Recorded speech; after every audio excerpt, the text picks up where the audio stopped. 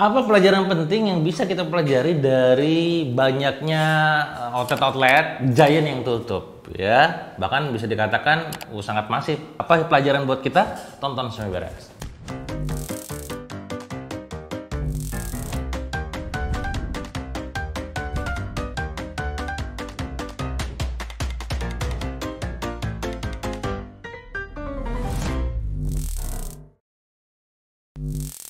Oke teman-teman semua, akhir-akhir ini kita sangat dikagetkan dengan banyaknya perusahaan retail yang berguguran.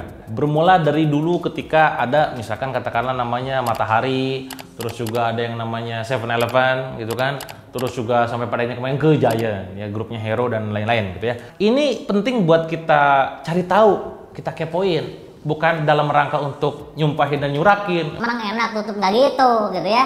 Justru kita ngambil pelajaran. Konon katanya kita perlu belajar dari dua sosok nih, perusahaan ataupun orang yang sukses ataupun perusahaan dan orang yang memang katakanlah tidak berhasil. Kenapa demikian? Agar kita tidak masuk ke jurang yang sama.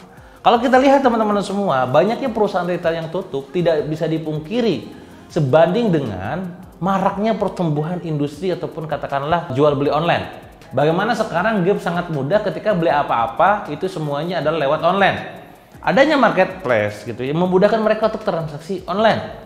Apalagi ditambah pula dengan adanya pandemi. Lawannya retail itu, lawannya perusahaan retail itu bukan cuma sekedar adanya online, tapi juga adanya pandemi. Adanya online kemarin udah jelas, ya elah. Orang lain beli sekarang tinggal buka handphone. Gue nyari baju, gue nyari tas, nyari kamera, buka gini doang, setting di Google dulu, kamera yang bagus, oh kamera yang bagus buat syuting, oh ini, cari, ini harganya berapa ya, oke gitu kan, searching dulu dia, gitu kan, oh gini udah deh, lihat di marketplace, ini harganya murah, ini mah, oh ini, oh oke, yang beli langsung, udah gitu tuh. Apalagi ditambah dengan kebijakan, ada work from home lah, ada lockdown lah, ada apa, pandemi, corona dan segala macam, akhirnya apa? Membuat orang lain makin yakin bahwa udahlah gue mau beli online aja deh. Nah ini musuh terbesarnya retail gitu kan. Itu yang tidak bisa kita kendalikan. Aha moment buat Anda teman-teman semua para pebisnis, coba cari tahu apa faktor X yang tidak bisa Anda kendalikan. Karena ketika Anda tidak memandang itu penting, hati-hati suatu saat Anda bisa jatuh gara-gara itu. Benar gak? Ya, sebuah brand katakanlah ya Nokia, saya sebut merek, atau BlackBerry dulunya ya, pernah merasa bahwa oh semua orang pakai BlackBerry di zamannya. Mungkin semua ketika itu dia merasa bahwa udah gue jadi market leader gitu kan. Tapi mungkin karena bisa jadi karena kepedean atau karena apalah gitu kan. Akhirnya sekarang hilang juga kan. Makanya sekali lagi Anda sekarang momennya adalah perlu mencari tahu faktor X. Apa faktor X dalam perusahaan Anda yang tidak bisa Anda lihat? Terus kan kalau tidak bisa Anda lihat gimana ngelihatnya? Cari orang lain yang bisa melihatnya. Mentor, coach atau partner Anda. Contoh lain kasusnya adalah sekarang saat ini saya diamani oleh salah satu ekspedisi di Indonesia yang bisa dibilang market leader juga gitu ya, JNE saya sebut gitu ya, untuk bisa bantu performa mereka untuk mengenalkan ke teman-teman UMKM gitu kan, dan bantu pos penjualannya juga gitu. Nah apa yang saya lihat dari industri ini industri menarik karena dalam kondisi corona pandemi omsetnya tetap naik gitu ya, karena saking banyaknya pengiriman gitu. Karena dia juga termasuk perusahaan yang leluasa dalam melakukan pengiriman kan, tidak dibayar oleh pemerintah. Nah, yang saya bilang persaingan di industri logistik ekspedisi bukan hanya sekedar tentang industri itu saja, tapi justru yang lainnya. Bagaimana sekarang kita melihat dulu perusahaan-perusahaan seperti yang tadi saya bilang, Nokia, Siemens, terus juga Kodak, ya, BlackBerry berguguran. Padahal dulunya kita pernah pakai, bahkan market leader. Jangan sampai ini perusahaan yang sekarang udah besar hanya gara-gara kita tidak melihat faktor X.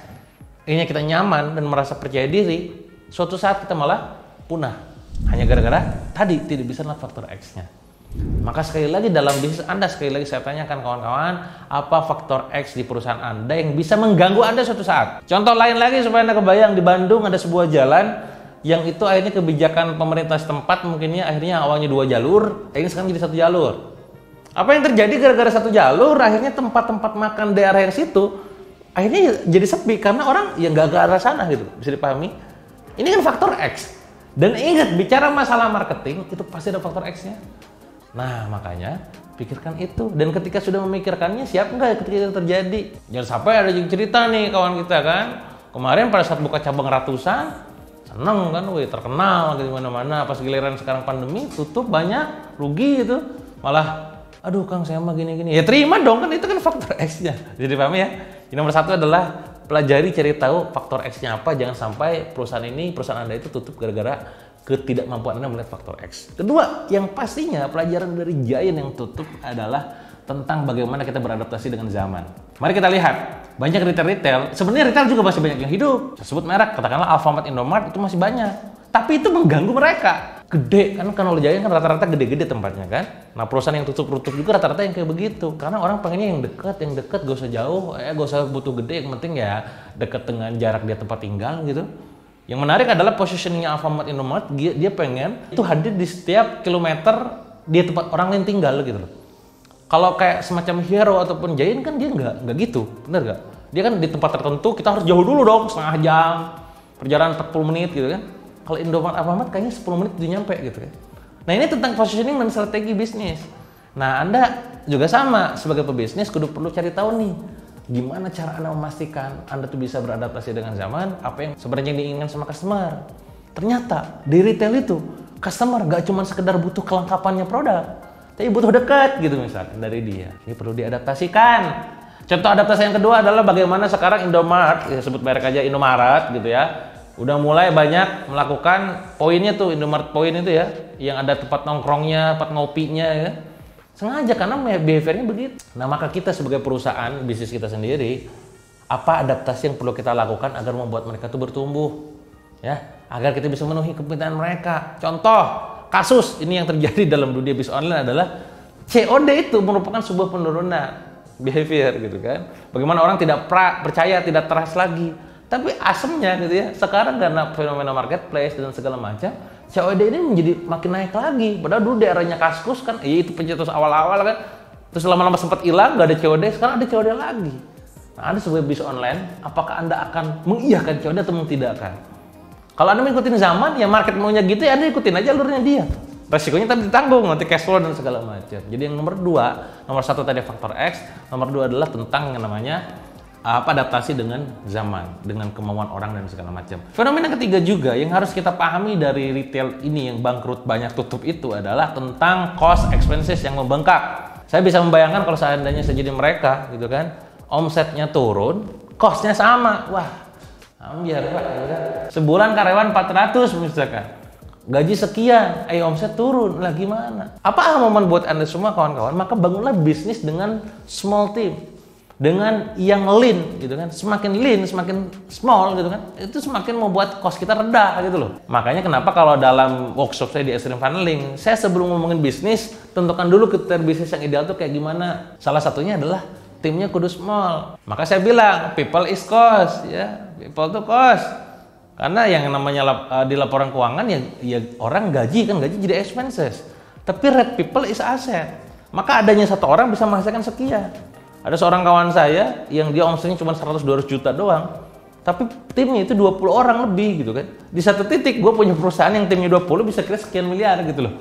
Ya tentu saya melihat bahwa yang 200 tidak worth it gitu loh, bisa dipahami ya. Maka ciptakanlah perusahaan yang dan dengan tim yang lean, yang small. Nah gimana supaya kayak begitu? Nah Anda perlu jago dalam membangun tim.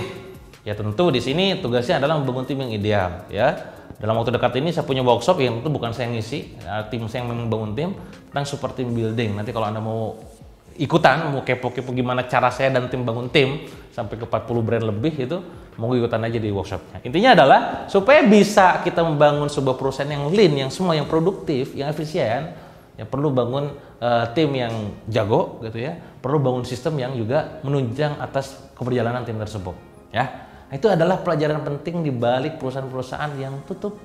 Nah, semoga Anda perusahaan UMKM itu tidak tutup ya. Ingat, mereka semua itu pernah merajai di waktunya, di masanya ya. Nah, Anda belum pernah jadi raja.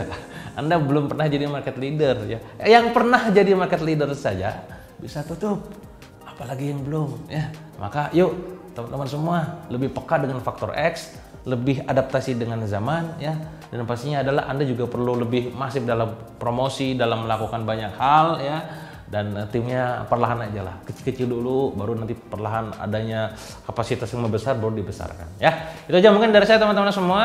Jangan kesinggung kalau misalkan Anda ada yang ketabok ya.